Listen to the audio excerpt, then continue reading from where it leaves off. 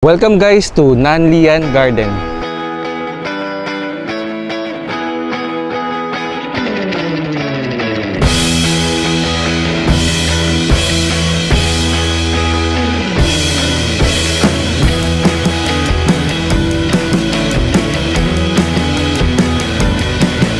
For today, medyo light lang tayo no, na itinerary natin. So, we actually went out from the hotel ng mga around 10 to 10:30 and then nandito na kami sa MRT and pumunta kami sa isang park. Okay, so as you can see, ayan, bumibili sila ng mga sushi. So, ayan, papakita ko sa inyo guys no, kung ano yung itsura ng sushis and mga onigiris no, dito sa Hong Kong.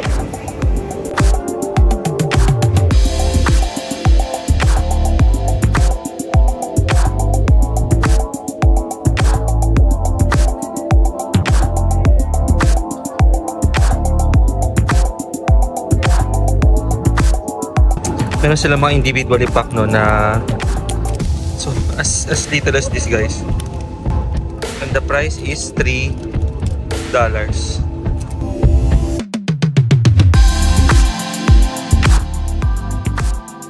Hindi mo naman kailangan guys talaga ng marami, di ba?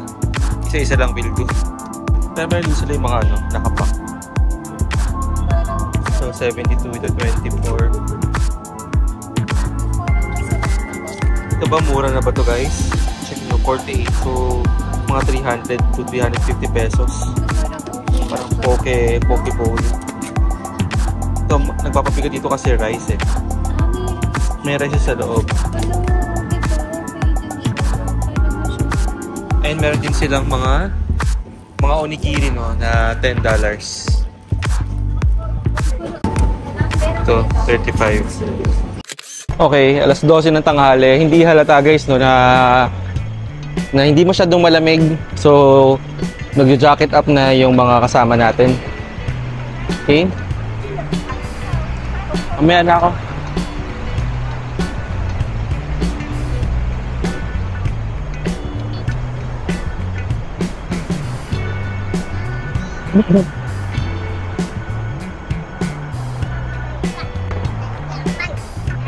Malamig. Okay. So, we are here in Nanlian Garden. Okay, so this is how it looks like sa entrance. Okay. Okay. Ano? So, Nanlian Garden is nasa pagitan ng dalawang elevated no na ano ba to? Skyway or highway, basta elevated roads. Okay, as you can see. So bawal palang kumain guys dito sa loob. Okay, so check lang natin ito. Han, sakto Wednesday today, di ba? Free admission on Wednesday. Oh, ayan.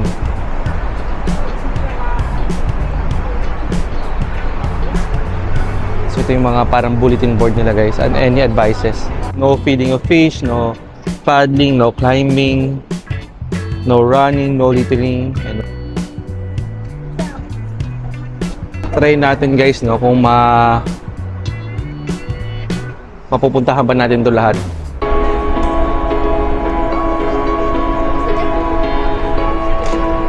Okay. So this seems to be guys a public garden. Pero ano siya ha, well maintained. Okay.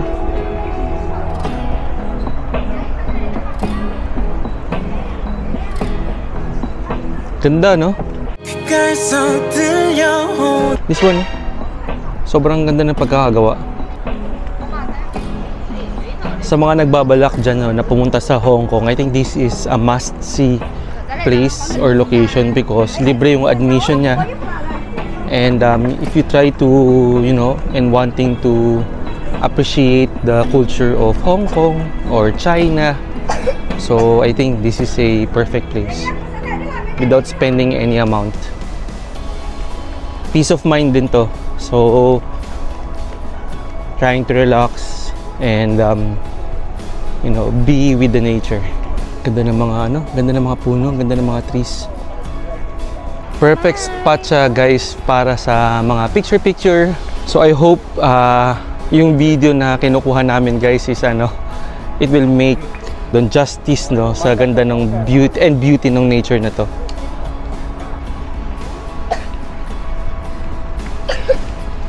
This is called Myrtle Path.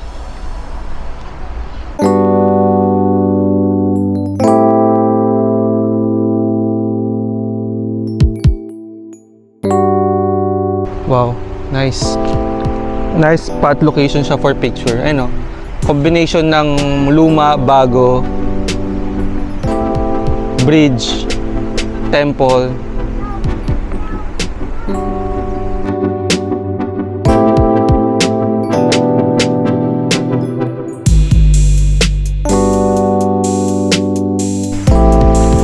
Okay. So what's good about this guys no? Yung color niya, yung temple and yung scenery niya no, sobra siyang ang lakas niya maka-China or ang lakas niya maka-cultural heritage no, yung kanya itsura. And as you can see no, the background is a bit modern kasi mga buildings. Of course, meron ka ding nature in between. Meron ka pang waterfalls. So, yeah, sobrang perfect lang no ng itsura niya. As you can see, and again, sana nagbibigyan namin ng justice yung ganda ng lugar na ito no, through this vlog.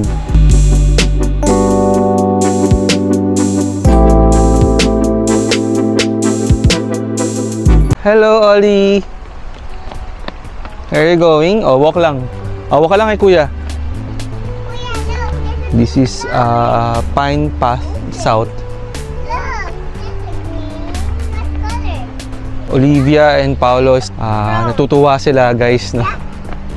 Of course, kung kami nga first time namin ito makita no, so probably sila na-amaze din sila.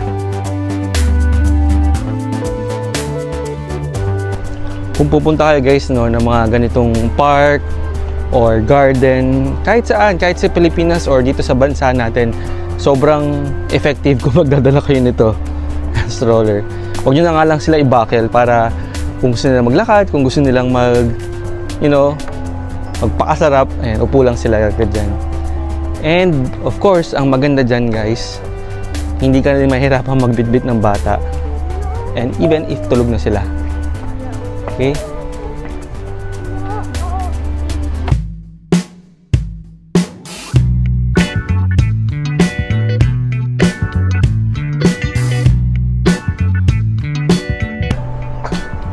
So kung kailangan nyo mag-restroom, meron din silang restroom here. Okay, just go there, go inside. Okay? This is what they call naman the Holy Path.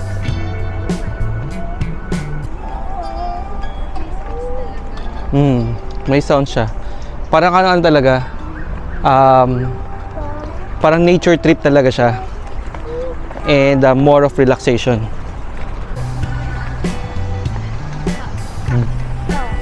Sabi mga makalumang waiting shed.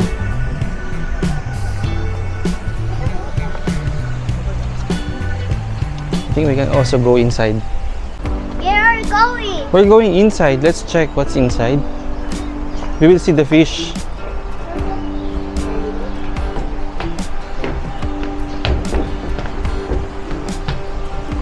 Fish! Wow. Wow, fish! Daming koi fish. Look at the fish!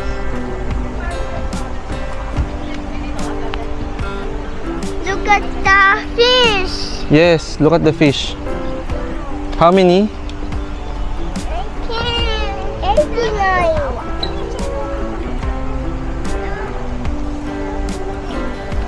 So ito halatang pinag-isipan no. So para dun sa mga maliliit na bata, ayan, meron silang maliit na salamin dito no para pwede nilang matingnan din.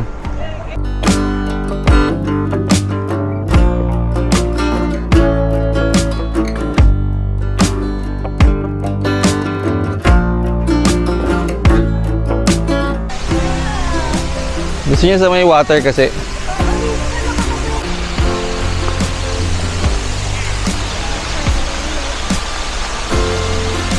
Ayan o guys, meron actually siyang restaurant sa loob ng falls. Ayan yung I think yung added na experience, no?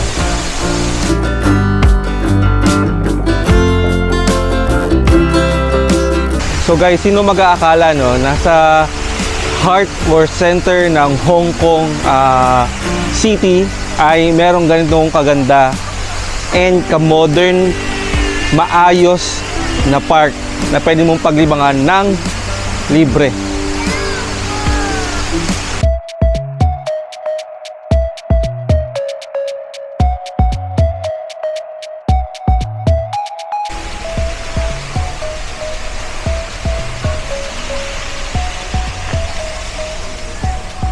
Ganito siguro guys ang itsura, no, ng mga bahay or ancestral homes or lumang mga bahay sa China.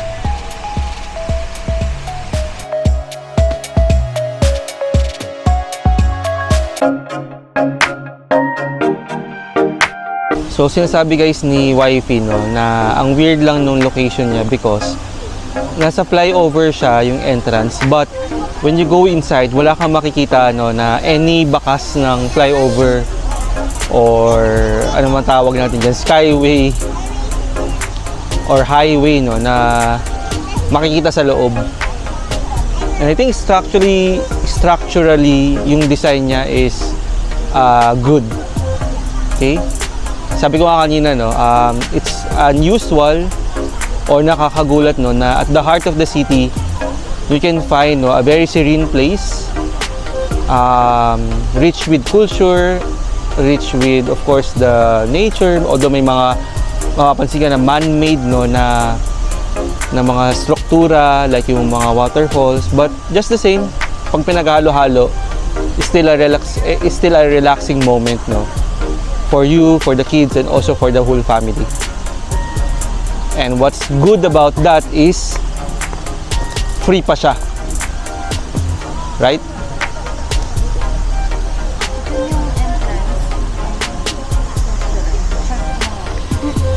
And din yung entrance ng restaurant. Yan, entrance ng restaurant guys, dun sa may likod ng barn.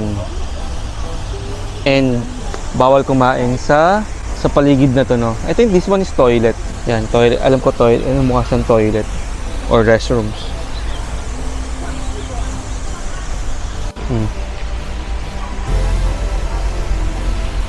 So kung may problema kayo sa boss nyo, problema sa family, problema sa partner, problema sa anak, stop by lang kayo dito, no, sa ano ba to, Nanlian Garden. Again, libre siya. So kung gusto niyo lang makakita and makarinig, no, ng nature, makaamoy, no, ng fresh na hangin, punta lang kayo dito. So ito, we just passed by the restaurants, no, dito sa loob ng garden. And this is only the designated place kung saan kayo pwedeng kumain. Okay? Meron lang guys nakalagay sa door nila, no, na bawal lang photography or videography sa loob. Okay.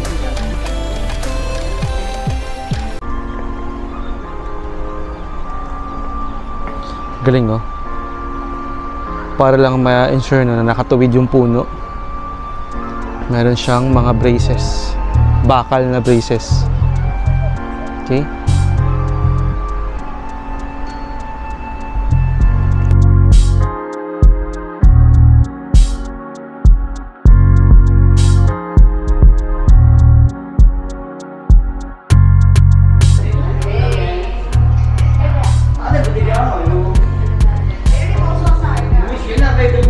Meaning of calligraphy.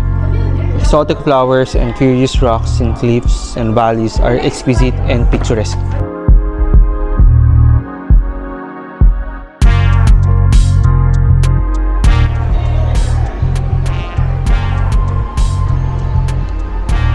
Meaning of the calligraphy. Fine rocks embody the beauty of all times. Exotic flowers adorn the four seasons.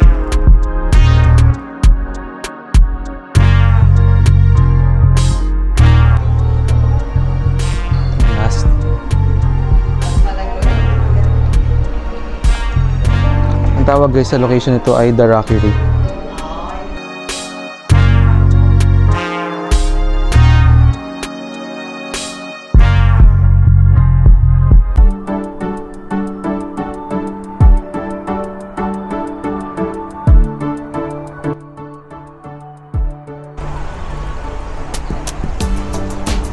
Sino man marunong magbasa dyan ng Chinese, pwede nyo yung basahin to and share sa comment.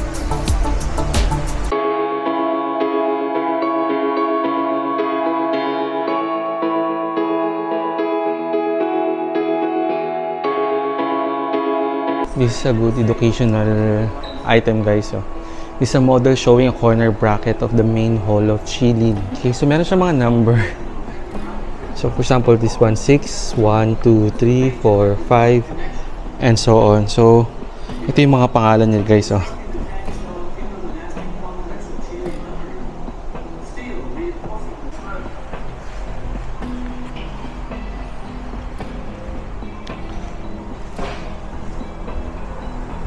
So this is the brackets ng Qing Dynasty style Linjing Dugong brackets. Okay, sobrang sobrang sophisticated. And again guys, napag-isipan nila to daang-daang taon na nakalipas. Hindi ako nagkakamali ng pagkakaintindi. Itong mga brackets ginawa nila again in the absence of mga pako or adhesives, siguro para lang magdikit-dikit sila and hindi sila masyadong guys, kumalas. Galing, 'di ba?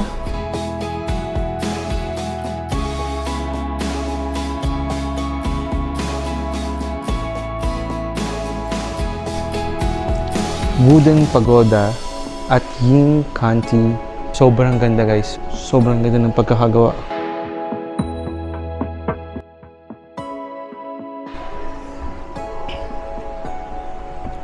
This is Guanyin Hall of Dul Monastery, Tianjin, China. And ito, yung pinaka-centerpiece nila guys, yung pinaka-malaki dito sa parang mini museum nila. Tai Hall Imperial Palace, Beijing, China.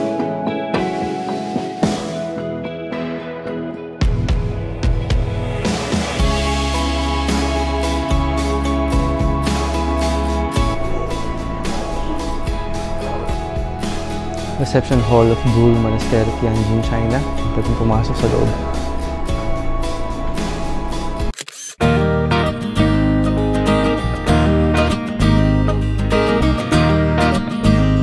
Natapos na natin itong Nanlian Garden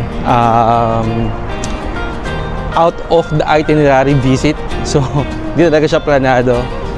And we said na yeah, let's see, baka meron mga free parks or mga maliliit lang na garden na pwede nating puntahan. So I hope you guys nag-enjoy kayo. So busog na yung mind natin. So next naman natin busogin is yung mga tiyan naman natin. So let's look for our lunch. Let's go. Paglabas nyo guys ng Nanlian, meron kayong makikitang isang makasaraang lugar. Don Quixote na store. Okay.